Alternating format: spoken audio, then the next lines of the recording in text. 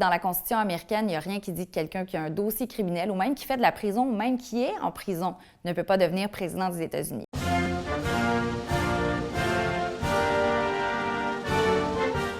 La plus grande question qui est revenue dans la dernière année, c'est pourquoi un candidat à la présidence qui a été condamné au criminel peut devenir président.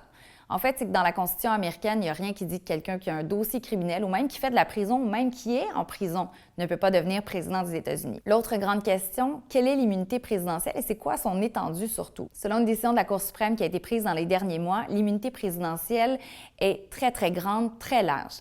Ça veut dire que tout ce que fait un président en mandat est couvert par une immunité présidentielle. Il ne peut pas être poursuivi par la suite.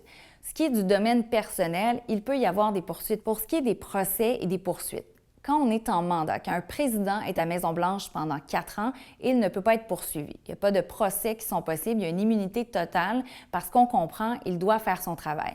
Ça ne veut pas dire qu'on ne peut pas être poursuivi par la suite, mais uniquement pour des gestes à caractère personnel si c'était pendant le mandat. Si c'est quelque chose qui datait d'avant le mandat présidentiel ou qui est arrivé après le mandat de 4 ans, eh bien là, c'est un citoyen ordinaire qui peut être poursuivi pour n'importe quel crime. Le seul privilège qu'on garde finalement après la présidence, c'est avoir une protection des services secrets à vie et toujours être nommé Mr. President.